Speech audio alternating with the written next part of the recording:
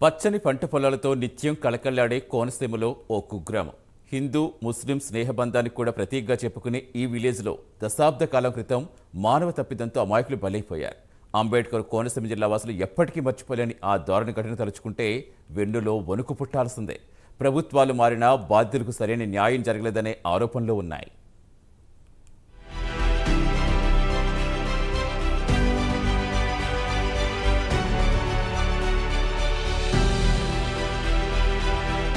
పదేళ్ల క్రితం మామిడి కుదురు మండలం నగరం గ్రామంలో ఊహించని ఉత్పాతం సంభవించింది.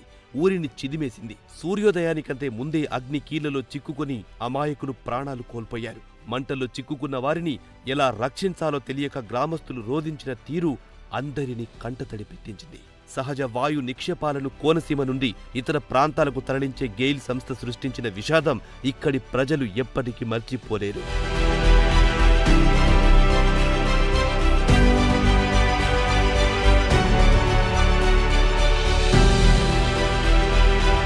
గ్యాస్ విస్ఫోటనం రూపంలో పెను ఉపద్రవం కల్లోలం రేపింది. తెల్లవారుజామున భయంకరమైన శబ్దంతో భారీ పేలుడు సంభవించింది.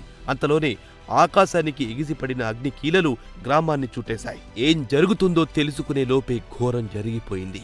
మంటల్లో చిక్కుకున్న 22 మంది నగరవాసులు రెప్పపాటులో మాడి మసైపోయారు. పలువురు తీవ్ర గాయాలతో బయటపడ్డా నరకం అనుభవిస్తున్నారు.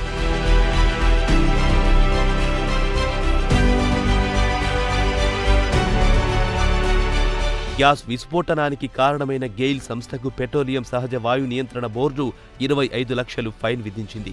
తడి గ్యాస్ సరఫరా వలనే దుర్ఘటన జరిగిందని బోర్డు తేల్చింది. ఈ దుర్ఘటన జరిగి 10 ఏళ్లు పూర్తయినా ఇప్పటికీ ఆ జ్ఞాపకాలు ఆ ప్రాంత వాసులను కగుర్పాటుకు గురి చేస్తూనే ఉన్నాయి. పచ్చని కోనసీమ గుండెలపై ఇదొక మాయని మచ్చగా నిలిచిపోయిందనడంలో ఎలాంటి సందేహం లేదు.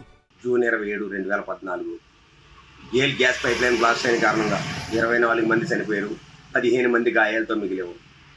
ఈ 15 మంది చాలా నరకాలు అనుభవించాము. 15 మంది కూడా అలిపోయినోడు ఆ రోజే వెళ్ళిపోయాడు. కానీ బ్రతుకుండి నరకం జీవితాంతం కూడా ఇబ్బందులు పడతానే ఉన్నాం. ఇప్పటికి కూడా 10 సంవత్సరాల నుంచి కూడా ఈ రోజుకి కరెక్ట్గా 10 సంవత్సరాలు అయింది. గెయిల్ వారు ఇచ్చిన హామీలు ఏది కూడా నెరవేర్చలేరు. గెయిల్ వారు ఇచ్చిన హామీలు అంటే చెప్తున్నాను సార్, నేను ఊళ్ళో సీసీ రోడ్లు వేస్తామన్నారు, ఇంటింటికి వాటర్ లైన్ అన్నారు, అలాగే హాస్పిటల్ కట్టిస్తామన్నారు, అలాగే పవర్ స్టేషన్ కట్టిస్తామన్నారు. ఏవి కూడా నెరవేర్చలేదు సార్ ఈ గెయిల్ వారు.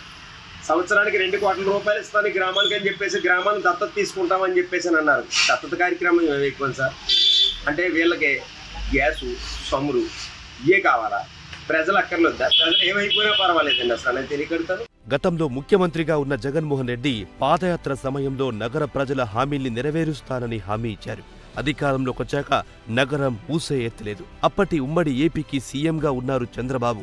ఇప్పుడు విభజిత ఏపీకి రెండోసారి ముఖ్యమంత్రి అయ్యారు.